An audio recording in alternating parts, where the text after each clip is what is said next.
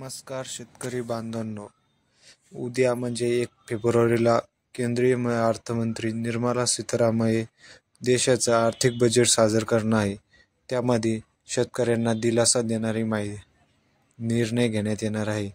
1 फेब्रुवारीला सलग 8वा अर्थसंकल्प सादर करण्याचा विक्रम करणार आहेत.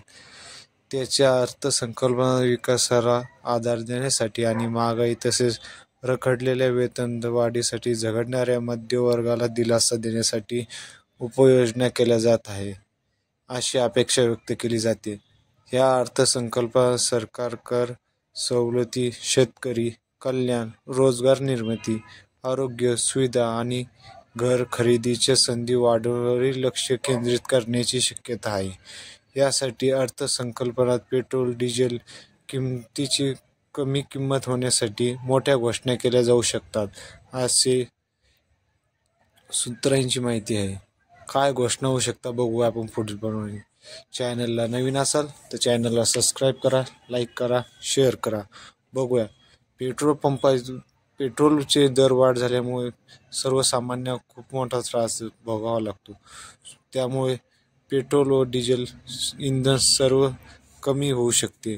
उत्पादन शुल्क कमी केल्यास पेट्रोल व डिझेल स्वस्त होऊ शकते. ग्राहकांना पण इलेक्ट्रॉनिक वस्तू स्वस्त होण्याची शक्यता आहे. सोन्यावर कर वाढवल्यास ते महाग होऊ शकते. सोनं महाग होऊ शकते असं माहिती आहे. क्रमांक 2, 10 लाखापर्यंत उत्पन्न करमुक्ती होऊ शकते.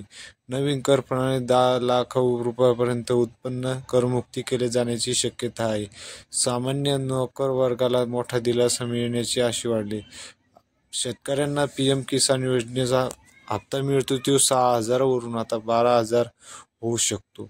पीएम किसान सन्मान निधी योजनेत सध्या शेतकऱ्यांना दरवर्षी 6,000 रुपये दिले जाते. त्यामध्ये आता 12,000 रुपये होण्याची शक्यता आहे. ग्रामीण भागातील पदवीधरांसाठी इंटर्नशिप एकीकृत राष्ट्रीय रोजगार धोरण आणले जाऊ शकते. त्यामध्ये सरकारी योजनेमधील रोजगाराला एकाच छताखाली आणले जाऊ शकतात. पदवीधारकांसाठी इंटर्नशिप प्रोग्राम सुरू केले जाऊ शकते. आरोग्य क्षेत्रात बजेट वाढवले जाणार. आरोग्य क्षेत्राचे बजेट वाढवल्यास जाऊ शकते. मेट्रो शहरामध्ये स्वस्त घरांची मर्यादा 45 लाखावरून 70 लाख केली जाऊ शकते.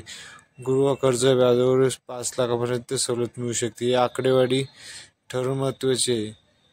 त्याचप्रमाणे